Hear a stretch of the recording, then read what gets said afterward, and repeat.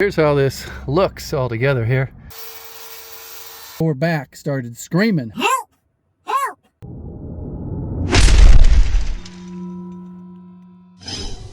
I just want to give an update on what I'm working on at this stage of the project. What I tend to do is go after the unknowns, or the things I got to figure out, or the math that I got to do. Once I've got a certain item completely figured out and it's just repetition, I kind of move on to the next challenge, and I'll go back to that repetition as I work through the project. The beam's 90% done. I just got to throw a couple lags in it and it'll be ready to go. Yesterday evening, I spent an hour with a laser tape measure going back and forth, making sure that that beam is the exact same distance off of this wall. I left the OSB, the roof decking, long so that these rafters go up and they get tied into that roof. So there's going to be nails coming down through that roof decking into the rafters that cover this section. I also wanted to point out that this ice and water is going to extend past that seam there. So everything gets tied in and locked together so that there is not a hard seam between the house and the covered patio.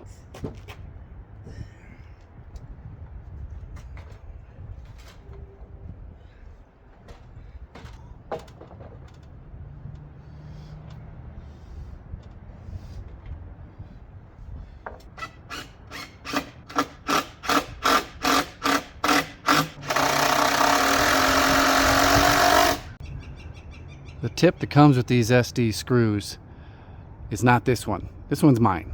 You got to have magnets in there, and you got to clean it out so that you can get it to seat all the way. But don't be going way up there without a magnetic tip.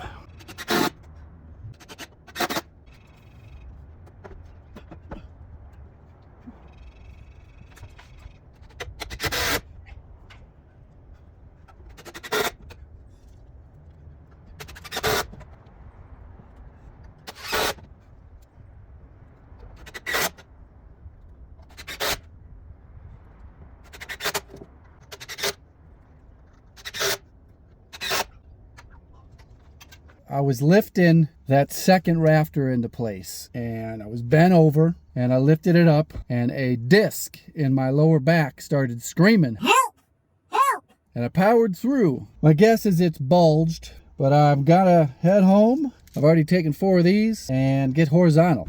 Had lower back problems my entire life. I've had a really good run. I'm going 4 years without my back going out. I had to get cortisone shots in 3 discs, guided by ultrasound. Is either that or get all my lower back fused together. So I chose the shots. Shots lasted 4 years. It just kind of pushed the limit today, and hopefully we'll be back in action tomorrow, and we got another 4 years before I get fused. Till the next clip will be me putting in the next rafter. Could be tomorrow, could be a week from now, I'm not sure.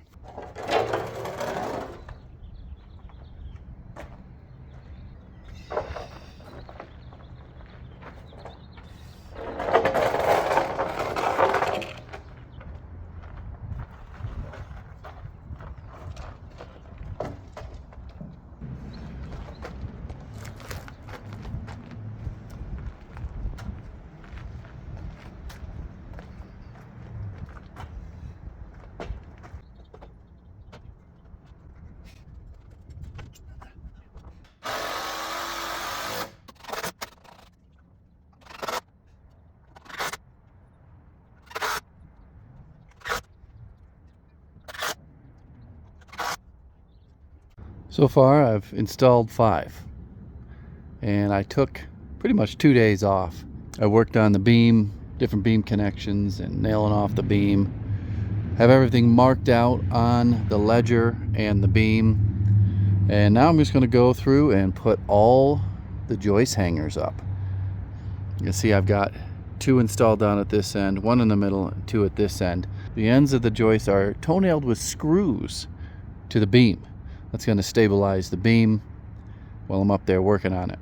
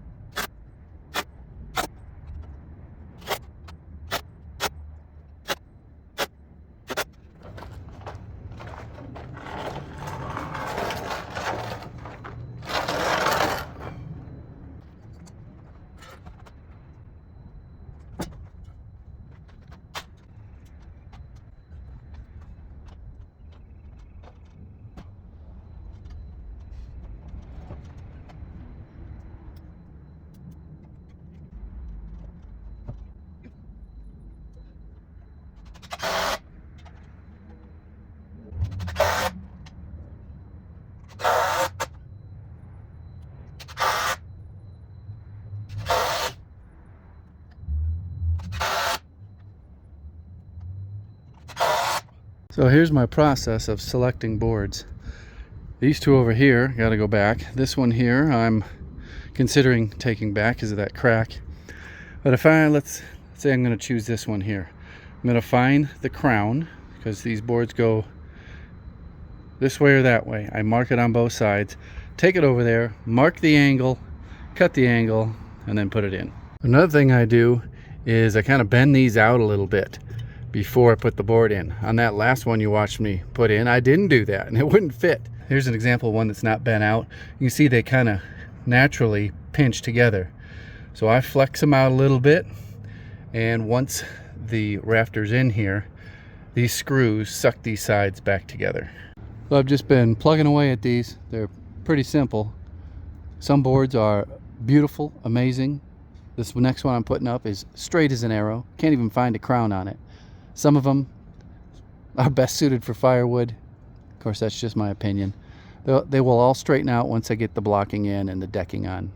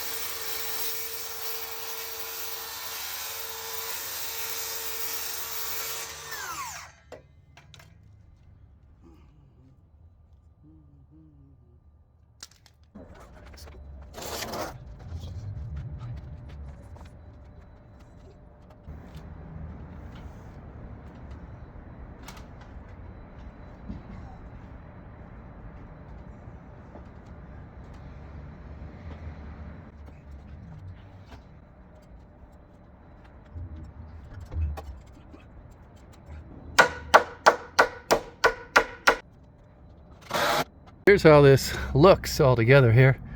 There's our little ventilation. Goes up on top of the insulation. These are slopable hangers. So they have this bend here. You get a 2.5 inch screw that goes up into here. 2.5, 2.5, 2.5 inch screw. Same thing on the other side. These are 1.5 inch screws, number 10s.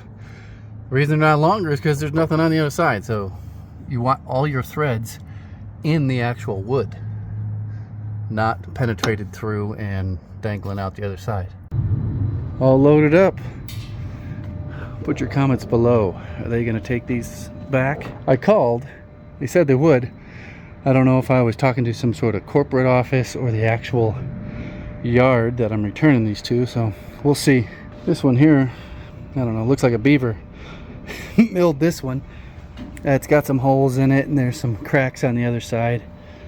I just didn't like the looks of it. You can see these big cracks here that run way into there. A couple of them were so twisted they did zigzags, and I decided to try to return that. Hopefully I get 5 amazing new, fresh off the mill 2x12x18s. Down to 3 left, but there's really 2 left in this phase. Wish me luck. Got that ladders all kind of teetered up there. See if I can get these last 2 in.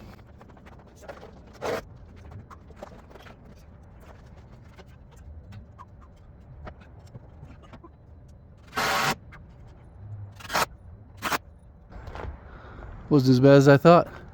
Last one. So those outside screws there can't go in until I rip this siding off and can get in there.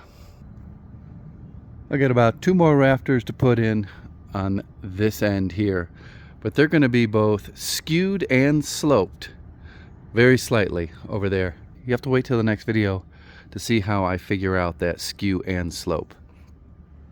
You can see some of these are leaning. That's normal. That one there has a little in it. Here's one right there that's kicked over. Got some wonky ones on this side also. Next video, I got to figure how to get these perfectly straight. So stay tuned to see how we finish out the roof. This is a massive roof. That is not an exaggeration. It's massive. It's huge. Massive. Got questions? Make sure you put them down below. Thanks for watching my video. Hope everybody is subscribed.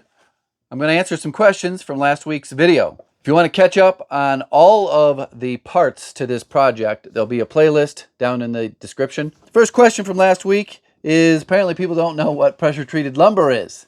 They asked why it's that color, my post, and what the little dash marks are on the post. That's how they treat the lumber. They're called incisions, and on certain species of wood, like Douglas fir, you need it to be incised to get the chemicals into the wood instead of just resting on the surface. That's how you're going to get your rot protection for your treated lumber. This project did not need treated posts. I just opted to put them in because I want this to last over 100 years. There was a question about the post bases where I was flipping up the sides and screwing them in. And if you go back to the very beginning of last week's video, I give you a shot of inside the post base. There is a much heavier duty, as I'm looking around here to see if I've got one, a heavier duty base that lifts that wood an inch up off of the concrete. The wood's never in contact with the concrete. It's another layer of separation from potential water getting to the wood. So another question about the posts was my notch. And did I treat the notch? Like the notch and the underneath side? The answer is no. There is a chance that some sort of moisture could get around that post. Keep in mind there is a 2-foot overhang and then a gutter. So it's 2 foot plus overhang. But if you get some driving rain in, it could somehow get to the wood. Brings me to another point. Someone said it's ugly. Your post and beam is ugly. I agree. It is ugly, but it's not done. So calm down. Everything gets wrapped. The posts are going to be wrapped in siding. The whole roof is going to be tongue and groove underneath and wrapped. The beam will not look like triple 2x lumber. It'll be all encapsulated. A couple people had mentioned that this looks like a job that's big for a one-person operation. I don't agree with that at all. One man has been working hard for a long time. Just recently have we been getting soft and needing help. So back in the old days, it was very common for one man to build an entire house by himself. And back then, back in the old days, they didn't have power tools. They didn't have pneumatic nailers. They didn't have circular saws. They didn't have chop saws. They did everything by hand. They didn't even have joist hangers. Everything was nailed. I might just quickly talk about this joist hanger. I gave you a pretty good close-up on how it worked in today's video. This is a slopable joist hanger for a 2x12. If you go on Home Depot or Lowe's website, they will have a description of a hanger that is for a 2x10. And there's a whole code to it, but there is a number that says either 8 or 6 or 10 or 12. This has the 12 in the name. I had to order these from Fasteners Plus. I think that's where they came from. Looking around to see if I got any packaging. I don't. They ship at the speed of light, like Amazon speeds, this company, Fasteners Plus. I'll put a link in the description, so if you ever need something that's not available at Home Depot, you can order it on a Friday, and it'll be at your house on a Monday. You can see I got boxes of screws out here. They're spec'd out specifically for the hanger. These are SD screws made by the same company, though they're designed to work together. I may get questions about the choice of lumber that I used. Everything comes off of span charts. These days I use artificial intelligence to go decipher all that and give me a quick answer. I know someone might be concerned about my lower back, and it's doing good. It did not go fully out. And fully out to me is I'm going to the doctor, and it's time to discuss options. The last time this happened was 4 years ago, and I got, like I said in the video, got the injections. It worked great. This was the first time that I actually felt a pop. since my back went out 4 years ago. And I tried to put the tools down. I did go back the next day and started tinkering. I nailed off the beam. I marked out for the beam. I marked out for the ledger. I did put up a couple rafters. I shouldn't have, but I just could not hold myself back. But it was a full 2 days of rest. If you want to get in touch with me directly, you can do that through Patreon. There'll be a link in the description of where to go to find that. You have behind the scenes videos. You can talk to me directly through messages, through emails. A lot of times I make very specific videos on your question to give you a better answer. You know, going back and forth through email has its limitations, but if you've got a question about your business or your project, that's where you can get in touch with me. Thanks for watching. Goodbye.